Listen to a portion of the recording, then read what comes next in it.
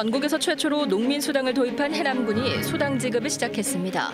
안정적인 재원 대책 마련이 제도 유지의 관건이 될 것으로 보입니다. 나이 순으로 줄을 세웠을 때 정가운데에 있는 이른바 중위 연령이 급격히 상승하고 있습니다. 2047년이면 전남 지역의 중위 연령이 63.1세까지 오를 것이라는 전망이 나왔습니다. 전남 농어촌 지역의 기초학력 하락 문제가 심각합니다.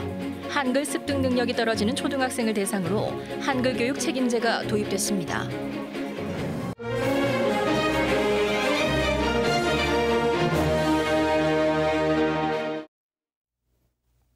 목포에서 전해드립니다. 전체 인구를 연령 순으로 세웠을 때 정중앙에 있는 나이를 중위 연령이라고 합니다. 인구 통계를 작성할 때 가장 중요한 요소로 쓰이는데요. 2017년 기준 전남의 중위 연령은 40대지만 2047년에는 60대로 전망됐습니다. 최정민 기자가 통계청 자료를 분석했습니다. 2,300여 명의 주민이 살고 있는 해남군 계곡면입니다. 65세 이상 고령 인구 비율이 45%를 차지하고 있고 19세 미만은 195명에 불과합니다. 그전보다는 이제 많이 줄었기 때문에 타국 사람들이 지금 70% 나와서 일하고 있고. 2017년 기준 전남의 중위 연령은 46.6세로 가장 젊은 도시인 세종시보다 10살이 더 많습니다. 하지만 격차는 더 크게 벌어질 것이라는 전망이 나왔습니다. 통계청이 2047년 인구를 전망한 결과 전남의 중위 연령은 63.1세로 전국 평균보다 20살 이상 더 많은 것으로 나타났습니다. 고령을 목전에 둔 나이가 딱 중간이라는 뜻입니다. 고령 인구 비중도 마찬가지입니다. 65세 인구 비중이 21.5%인데 2047년에는 46.8%로 역시 전국에서 가장 높고 85세 이상 초고령 인구는 3.9%에서 15.3%로 전망됐습니다. 반면 생산 연령 인구는 줄고 있습니다. 2047년 전남의 생산 연령 인구는 73만 명으로 38%가 줄고 주요 경제활동 인구는 아예 절반 가까이 감소한 것으로 나타났습니다. 이 때문에 생산 연령 인구 100명이 부양하는 유소년과 고령 인구 비중은 52명에서 121명으로 늘어나는데 2명이 1명을 부양하는 상황에서 2047년에는 오히려 부양해야 할 인구가 더 많아질 것이라는 의미입니다. KBS 뉴스 최정민입니다. 해남군이 전국 최초로 도입한 농민수당 지급을 시작했습니다. 농민들은 환영하는 분위기지만 지속 가능성에 대한 의문은 여전히 남아 있습니다. 손준수 기자의 보도입니다. 해남에서 농사를 짓는 김병환 씨. 들녘을 일궈온 지 30년 만에 처음으로 30만 원의 농민수당을 지급받았습니다. 작은 금액이지만은 농민들의 자긍심도 이렇게 생긴 것 같고 농민들의 농가에 도움이 크게 될 것 같습니다. 해남군이 전국에서 처음으로 농민에게 지급하기로 한 수당은 연간 60만 원입니다. 상하반기로 나눠 1년에 2차례. 수당 전액을 지역 상품권으로 지급합니다. 실제 경작 여부 등을 살펴 모두 12,400여 명을 지급 대상자로 선정했습니다. 문제는 지속 가능성입니다. 한 해 90여억 원의 예산이 필요한데 안정적인 재원 확보 방안이 마련되지 않으면 수당 규모가 줄어들거나 반짝 지원에 그칠 수 있기 때문입니다. 1,000제곱미터 이상 농지를 보유한 농가로 지급 대상을 제한해 실질적인 지원이 필요한 소농이 제외됐다는 지적도 나옵니다. 정부 차원에서 농민수당 제도가 된다면은 그 제도와에 또 편성을 해서 지속하게 꾸준히 진행을 할 계획입니다. 기대와 우려 속에 도입된 농민수당. 농업의 공익적 가치를 지키고 농민 생활 안정을 위해 도입된 목적을 잘 이어나갈 수 있을지가 주목됩니다. KBS 뉴스 손준수입니다. 전남 어촌으로 귀화하는 도시민이 전국에서 가장 많은 것으로 나타났습니다. 통계청이 발표한 자료를 보면 지난해 귀화 인구는 모두 1,285명으로 이 가운데 전남이 전국에서 가장 많은 449명을 차지했고 1년 전에 비해서도 31명이 증가한 것으로 집계됐습니다. 이 가운데 연령별로는 40대 이하가 49%를 차지해 상대적으로 젊은 귀화인들이 많은 것으로 조사됐습니다. 전남 지역은 농어촌 지역의 특성과 다문화 학생 증가 등으로 한글 능력이 떨어지는 초등학생이 상대적으로 많다고 합니다. 이 같은 격차는 고학년으로 갈수록 벌어져 학업 포기 등으로 이어지는데요. 전남도 교육청이 한글 교육 책임제 운영에 나섰습니다. 보도에 최송영 기자입니다. 한 초등학교 상담실에서 담임교사가 소그룹으로 한글을 가르칩니다. 학생들은 스케치북에 자신이 그린 그림을 설명하고 모양이 새겨진 낱말 카드로 단어를 익힙니다. 자음과 모음판을 하나씩 맞춰가며 쓰기 능력도 키웁니다. 다시 읽어봐, 시우가. 사다리. 그렇지, 사다리. 100점. 암기 대신 놀이 방식으로 흥미를 유발하고 실생활에 바탕을 둔 자기주도형 한글 교육입니다. 자기가 직접 필요한 문장을 구성을 해요. 내가 쓰고 싶은 말을 자기 스스로 생각을 하고 그거를 써요. 전라남도 교육청이 다문화 학생의 지속적 증가 속에 초등 저학년 한글 교육 강화에 나섰습니다. 지난 4월 전남 지역 초등학교 2학년부터 6학년의 읽기 능력을 검사한 결과 한글 학습 능력이 떨어지는 고위험군은 390명에 달했고 이 가운데 84명은 학습장애 일종인 난독증으로 판명됐기 때문입니다. 이를 위해 초등 1, 2학년 한글 교육 수업을 연 27시간에서 68시간으로 확대하고 이에 맞춰 담임교사 연수도 강화했습니다. 또 외부 기관과 연계해 맞춤형 심층 교육도 진행할 예정입니다.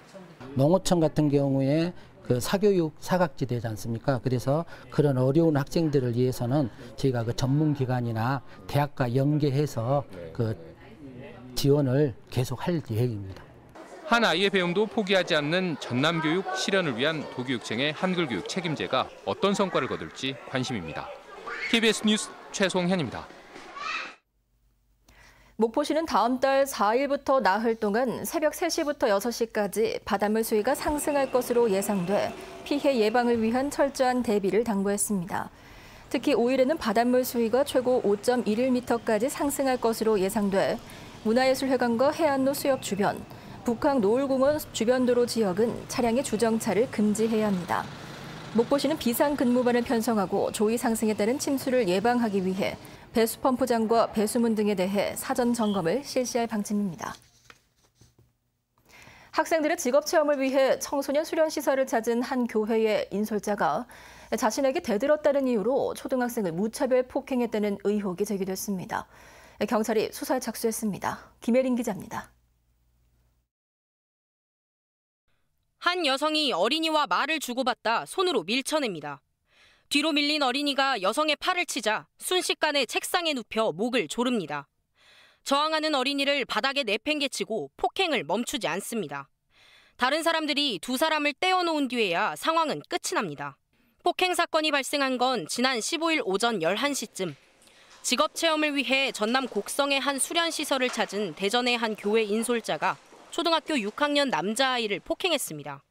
누가 깔려 있었고 그 위에 이제 거기 인솔 교사분이 계셨고 팔을 이렇게 휘저고 계셨는데 이게 좀 굉장히 컸어요.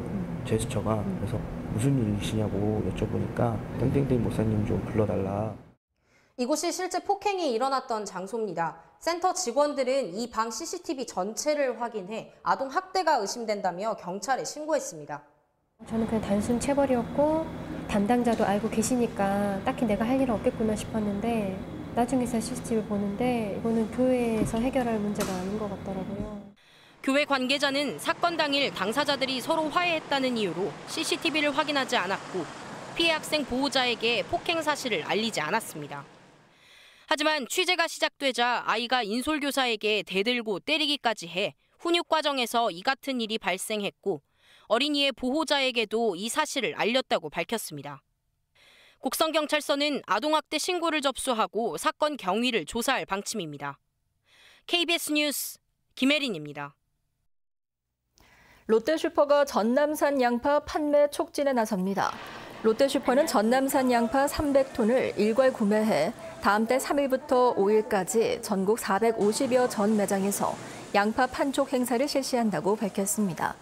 올해 과잉 생산된 양파는 도매시장 가격 1kg당 399원으로 지난해보다 40%, 평년보다는 50% 하락했습니다. 전남 지역 양식장의 여름철 고수온 피해를 예방하기 위해 30분 간격으로 바닷물 온도를 잴 수 있는 연속 수온 측정기가 대폭 확충됩니다. 해양수산부 국립수산과학원은 여름철 고수온 피해가 우려되는 신안과 여수 등의 양식장 33곳에 연속 수온 측정기를 추가로 설치하기로 했다고 밝혔습니다. 수상과학원은 연속 수온 측정기로 바닷물 온도 변화를 정밀하게 파악해 고수온 현상에 대응할 수 있으며 수온 예보에 필요한 빅데이터도 확보할 수 있다고 설명했습니다. 전남 지역 차량의 15%는 대기 환경 오염을 유발하는 배출가스 5등급 차량이지만 대부분의 차량이 저공해 장치를 하지 않은 것으로 나타났습니다. 환경부가 분석한 자료를 보면 전남 지역에 등록된 차량 가운데 15%인 15만 6,500여 대가 배출가스 5등급으로 분류됐지만 이 가운데 저감장치 부착과 LPG 전환 등 저공해 조치를 한 차량은 3.7%인 6천여 대에 불과한 것으로 나타났습니다. 환경부는 홈페이지를 통해 배출가스 등급 정보를 공개하고 매연 저감장치 지원 등을 확대할 예정입니다. 조선산업사내협력사 채용 박람회가 오늘 목포에서 열렸습니다. 이번 채용 박람회는 조선업 불황과 구조조정으로 직장을 잃거나 퇴직한 노동자에게 양질의 일자리를 제공해 지역 경제를 활성화하고 조선업 회복세에 따른 협력업체의 구인난 해소를 위해 마련됐습니다. 현대사무 중공업 등 14개 업체는 이번 박람회에 참여해 용접과 도장 등 100여 명의 인력을 현장에서 직접 채용했습니다. 소형 선박 해상 시험 지원센터가 목포 신항만에 조성됐습니다. 1,700제곱미터 규모로 조성된 지원센터는 앞으로 소형 선박의 해상 운항 안전성을 검증하는 등 선박 운항의 안전성 구축 지원에 나설 예정입니다. 그동안 전남에는 해상 안전 테스트 기반 시설이 없어 안전성 문제가 불거졌습니다. 광주 지역 역사단체들이 광주 학생 독립운동 90주년을 맞아 역사 교과서에 관련 내용을 상세히 서술하고 잘못된 내용을 바로잡을 것을 촉구했습니다. 광주 학생 독립운동 기념사업회와 광복회 광주 전남 연합지부 역사교사 모임 등 11개 단체는 1929년과 30년에 일어난 학생 독립운동에 국내외 320개 학교가 참여했는데도 현 역사교과서는 조선총독부 자료를 인용해 194개 학교로 기록하고 있다고 지적했습니다. 지금까지 목포였습니다.